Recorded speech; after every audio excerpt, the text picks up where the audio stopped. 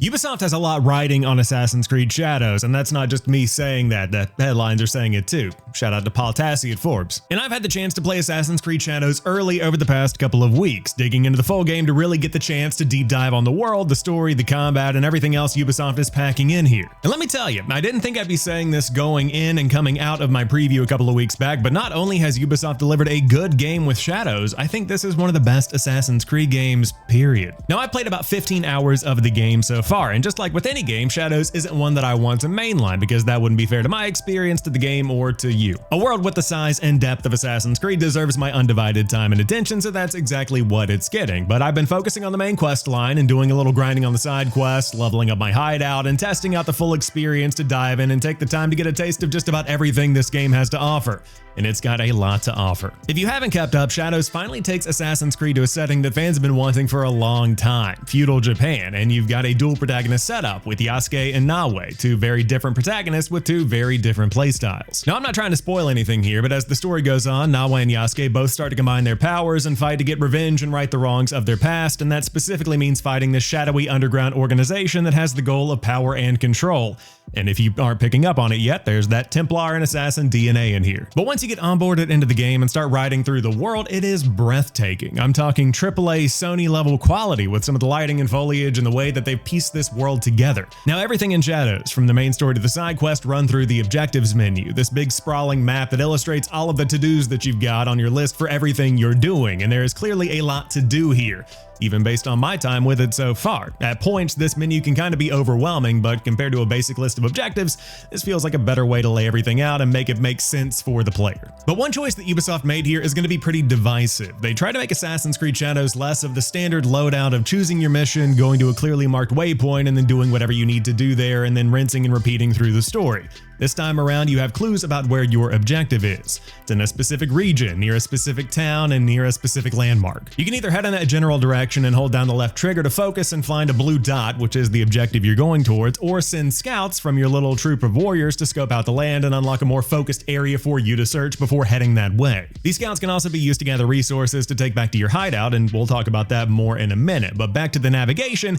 it's a cool concept, like the first 5 times you do it. But then ultimately it ends up feeling like an extra step in the process. Pick your next mission, find the general location of the objective, and then go to that general location, then find the actual person you need to talk to or thing you need to do to keep the story moving forward. It's nice in theory, but it ends up feeling kind of repetitive. Beyond that, if you're bouncing around between different objectives, swapping between the main quest line and side missions to get some XP and level your character a bit, it can kind of stifle the flow of the story. I mean, some of these moments and cutscenes are so good that a lot of times I just wish there was more of a Last of Us kind of narrative that guides you through the experience compared to an open world Assassin's Creed game, which to be fair could also be considered a compliment of the story because it's so good I just want more of that. Now don't get me wrong, it's not bad, but it just kind of can feel clunky from time to time. But that to the side, let's talk about the meat of the game, the combat and the moment-to-moment gameplay, because Naoe is this agile shinobi character. She can easily scale walls, has a grappling hook to climb up vertically, and is absolutely going to be your pick when you're climbing up to get viewpoints and get the lay of the land. But Yasuke is at his best when he's charging through doors or taking an entire crowd head on. He can take a hit and deal a hit, but is absolutely dishing out the damage.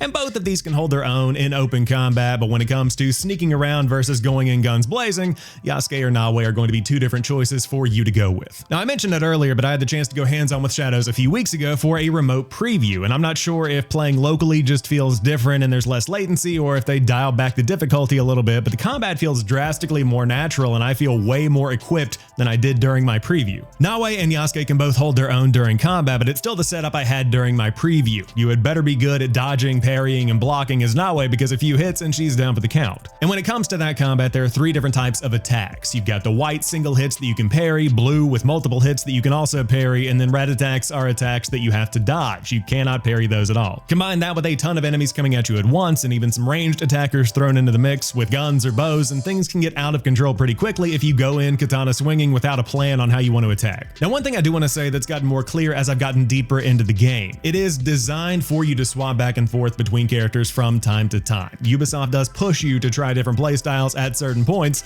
including missions that put you in the shoes of both Nawe and Yasuke to show you each person's perspective as they're making their way through an area and progressing through the story. But I've been playing as Nawe for the majority of my time with the game, and when I'm just wandering around the world, finding collectibles and clearing out camps. And anytime you can switch from Nawe to Yasuke or vice versa right from the inventory menu, no matter what you're doing. Unless you're in combat, but you know what I mean. If you're not in combat, you're all good, you can just swap. Switching on the spot gives you the freedom to explore the world as whoever you want without having to head back to another point to swap characters and then come back. Plus, when you fast travel, you can automatically switch characters if you want, which is a nice touch. Overall, I like the approach they've taken here. The two protagonists not only tell two different stories, they deliver two different play styles, and it is the game's job to encourage you to try one or the other from time to time so that you can try something new and see what you like. Now, that's not going to be how everybody feels, but it fits with me and what I want from my games. I like it when devs push me to try new stuff, and Assassin's Creed Shadows does that really well without feeling too forceful. Mixed in here is also a full RPG gear system, complete with weapons with different rarities, different effects like poison and bleeding, plus different armor with trinkets that do a ton of different stuff. You'll be able to dial in on the kind of build that works for you, find some legendary weapons out in the wild. It's a solid system they've got here, especially with the level of weapon variety that switches up animations when you're in combat. And of course, what RPG doesn't have a good skill tree? Shadow's skill tree setup is divided between different types of weapons and attacks that Yasuke and Nawe both have. Katanas, tantos, teppo rifles, bows, plus basic skill trees for shinobi and samurai combat styles too. These are unlocked through skill points that you get from leveling up, and then you unlock each level of a skill tree through knowledge points that you get from orange map markers that are basically mini activities or side quests. They're there to encourage you to explore the world, and you get new abilities in exchange for that. Now, like I mentioned, beyond the main story, you've also got different activities and side quests scattered around the world. Nawe has cool parkour challenges with rewards at the end, Yasuke has horseback marksman challenges that he can do, and you've got painting missions where you sneak up on wildlife to capture the moment, tons of collectibles to find in key locations, plus shrines you find out in the wild, and then of course you've got the standard side quest where people in town need your help and you're off on a little mini adventure. There's way more scattered around, but that's a general snapshot of the kind of stuff you're going to find on your map out in the wild. And on top of that, you've got random world events where you can step in and help somebody to regain a scout to use for finding objectives or hauling goods back to your hideout, plus scout contracts you can take to unlock even more resources and build out new buildings back home. Now, I mentioned the hideout at this point a few times, but it's actually a pretty important part of Shadows. This is where you can upgrade different kinds of weapons to embed different kinds of abilities onto them. You can upgrade your scout hut to get more scouts, stuff like that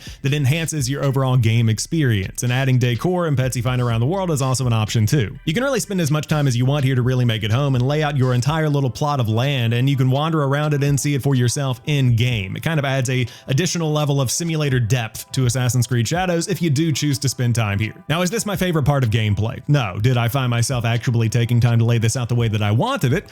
Absolutely. This kind of thing really grew on me because I could really make my home base feel like my home, and it makes that old school Assassin's Creed system of upgrading your town in Assassin's Creed 2 to get more money way deeper to make you feel like you've actually got some stake in the game and you're not just spending cash clicking through a menu to get it done. Taking a step back and looking at the entire experience here, Shadows has a lot to do, and I think that considering just how many different types of missions they packed in and scattered across a very big map, I think they've handled it about as well as they could. I do keep coming back to the idea that the main story suffers a little bit compared to if it was just something that you could enjoy with a straight linear kind of approach, but it still hits either way. It's got some great stuff baked in there. Is there some open world filler in your side quest? Absolutely. Are there Collecticon moments where you're finding scrolls for the sake of finding scrolls and grinding shrines for the sake of grinding shrines? Absolutely. Is this a perfect game? No.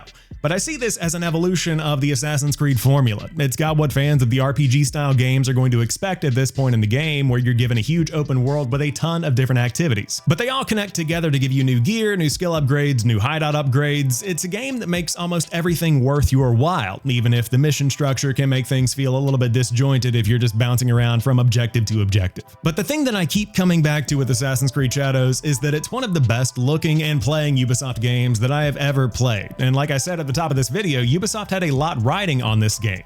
They needed a win here, and it really feels like they pulled out all the stops and done everything that they can to make this a game that people are truly going to enjoy. There are times when this world looks absolutely gorgeous and goes head to head with some of the best games that are out there. The combat is satisfying and gruesome, the main characters are interesting, and the story is solid. Shadows isn't just a great Assassin's Creed game, It's a great game, period, full stop. While I've still got plenty of time left with Assassin's Creed Shadows, this had to be a game with polish and prestige that proved Assassin's Creed is here to stay, even in an era where Ghost of Tsushima, Ghost of Yotei, Where Winds Meet, and a ton of other games are delivering some incredible visuals in a similar kind of setting. And each of those games is going to have elements that they're way better at compared to the others, but Shadows is a uniquely Assassin's Creed experience. From stealth assassinations with the hidden blade to the more modern combat that redefined what the series was for a new generation of players, Shadows represents an Assassin's Creed game that's the result of nearly 10 years of evolution that brings the game to where it is today. Is it a perfect game? No. But is it a good game? Absolutely. But those are just my thoughts so far, and I'm sure that will continue to evolve as I spend more time with the game, but I would love to know what you think down below. How are you feeling about Assassin's Creed Shadows, and are you planning on giving this one a shot? Drop a comment and let me know if you're picking it up at launch or later down the line, or just taking a pass altogether. And of course, if you're new here, you like what you see and what you hear, hit that subscribe button for videos like this every week and gaming news shorts throughout the week to keep you in the loop. But I'll catch you on the next one.